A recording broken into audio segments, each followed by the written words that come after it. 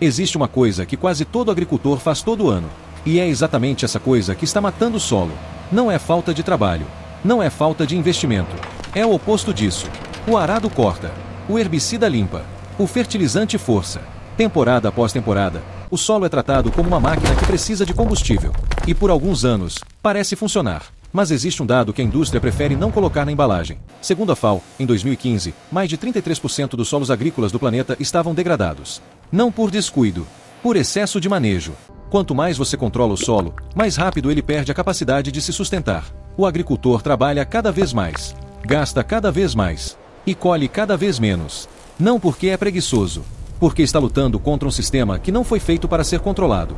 Existe uma região nos Alpes austríacos, a 1.500 metros de altitude, onde o inverno dura meses e o solo é rochoso e inclinado. Um lugar onde nenhum técnico agrícola recomendaria plantar mais do que capim.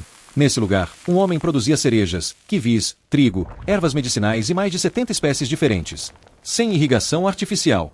Sem fertilizante comprado. Sem arado. Seu nome era Sepp Oeser, e o governo tentou pará-lo.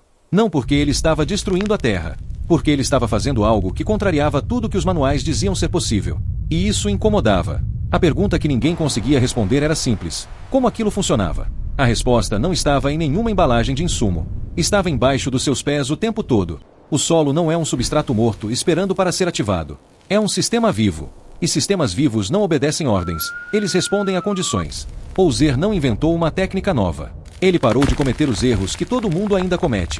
E o que aconteceu com a terra dele, depois disso, é o que nenhum vizinho conseguia explicar. Para entender o que ele fez, primeiro é preciso entender o que ele enfrentou. Aos 20 anos, Sepp Oeser herdou uma fazenda que ninguém queria. E tomou uma decisão que quase o levou ao tribunal. Raminten, interior da Áustria. Altitude média de 1.200 metros. Geada entre outubro e abril. Solo cheio de pedras. Encostas que dificultavam qualquer maquinário convencional. O conselho dos vizinhos era unânime. Cria gado, aceita os subsídios do governo, não tenta mais do que isso. A terra não permite. Oeser ouviu. E fez o contrário. Ele começou a escavar. Não valas de drenagem, lagoas.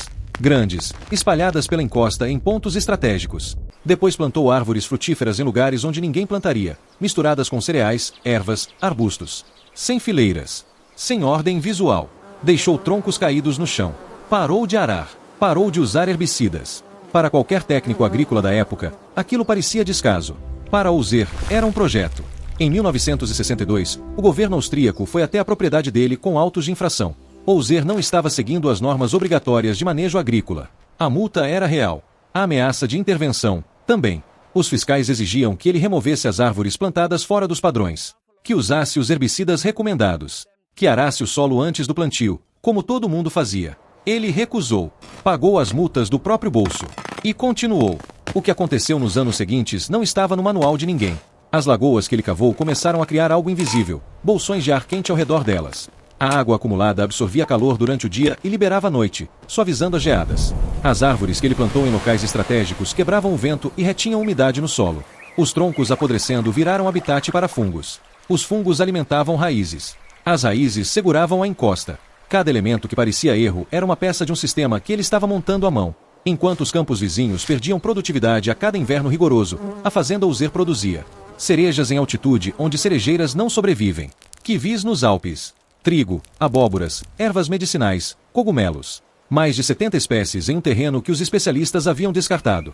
30 anos sem comprar um grama de fertilizante. O solo ficou mais escuro, mais profundo e mais vivo a cada temporada. O oposto do que acontecia ao redor. Os mesmos técnicos que vieram para multá-lo começaram a voltar com perguntas. Pesquisadores de universidades europeias foram até Raminten tentar entender o que estava acontecendo.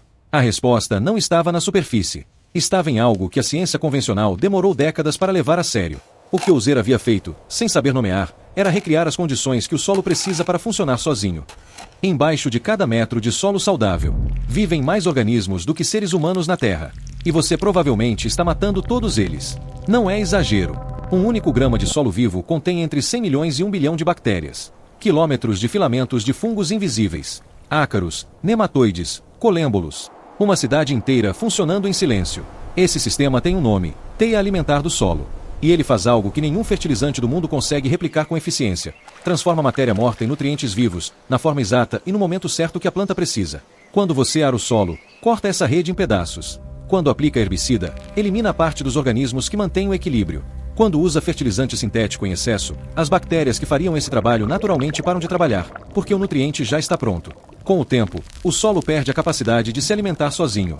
É como tomar antibiótico todo dia sem estar doente. No começo parece que está protegido. Depois, quando precisa mesmo, o sistema não responde mais. Pouser, sem chamar pelo nome científico, havia recriado as condições para essa teia funcionar. As lagoas que ele cavou não eram apenas reservatórios. Elas criavam microclimas locais.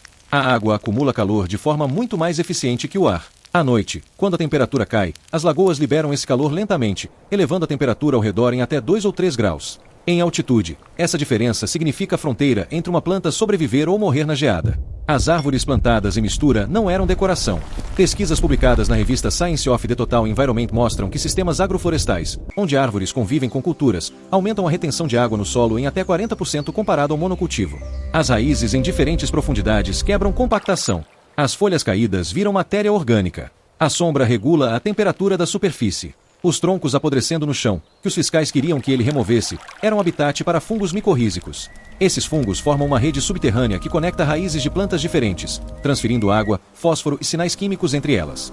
Uma floresta se comunica pelo solo. Pouser havia recriado isso numa fazenda. E a topografia inclinada, que parecia desvantagem, virou ferramenta. Os terraços que ele construiu nas encostas funcionam como esponjas. A água da chuva, em vez de escorrer e levar solo junto, infiltra. Alimenta o lençol freático local. Reduz erosão. Estabiliza o microclima. Cada decisão que parecia estranha tinha uma lógica ecológica por trás. Não romantismo, física, biologia e química do solo trabalhando juntas. A ciência demorou para confirmar o que Pouser havia testado na prática. Mas quando confirmou, a conclusão foi direta. O solo não precisa de mais insumo. Precisa de menos interferência nos processos que ele já sabe executar. A questão agora é, como aplicar isso sem uma fazenda nos Alpes? Você não precisa de uma fazenda nos Alpes. Precisa parar de fazer 3 coisas que destroem o solo todo ano. O que Pouser construiu em décadas tem princípios simples. Princípios que funcionam em qualquer escala, de 1 hectare a 1000. O problema não é acesso à terra. É acesso à lógica certa. Esses são os passos que ele aplicou, na ordem que importa. Passo 1. Pare de arar onde não é necessário. O arado destrói a estrutura que os fungos e bactérias levaram anos para construir. Antes de mexer no solo, pergunte, o que estou quebrando aqui? Passo 2. Cubra o solo. Sempre. Palha, folhas, troncos, matéria orgânica qualquer. Solo exposto perde umidade, temperatura e vida em horas. A cobertura é o seguro mais barato que existe. Passo 3. Diversifique o que planta no mesmo espaço. Raízes em profundidades diferentes quebram compactação. Plantas diferentes trocam nutrientes pelo solo. Monocultura é eficiente no curto prazo e frágil no longo. Passo 4. Use a topografia a favor. Água que escorre leva solo junto. Qualquer intervenção que faça a água infiltrar, uma curva de nível, um terraço simples, uma lagoa pequena, multiplica a produtividade sem custo de insumo. Passo 5. Observe antes de agir. Pouser passava horas caminhando pelo terreno antes de tomar qualquer decisão. O solo mostra o que precisa, se você souber o que observar. O erro mais comum é querer resultado rápido num sistema que opera em ciclos longos. Solo recuperado não acontece em uma safra. Acontece em 3, 5, 10 anos. Mas quando acontece, não volta atrás. Pouser passou décadas sendo chamado de louco. Hoje, projetos baseados nos princípios que ele aplicou existem em mais de 40 países. Não porque ele convenceu alguém com discurso. Porque o solo dele provou antes de qualquer palavra. Existe um padrão em tudo isso. O agricultor que menos interfere no solo, no longo prazo, é o que mais colhe. Não porque trabalha menos. Porque trabalha no lugar certo, que é entender o sistema antes de tentar controlá-lo. A natureza não precisa de permissão para funcionar. Ela precisa que você pare de interromper o que ela já sabe fazer. Se você chegou até aqui, já sabe o que a maioria nunca vai descobrir. A questão agora não é conhecimento. É o que você vai fazer com ele na próxima temporada.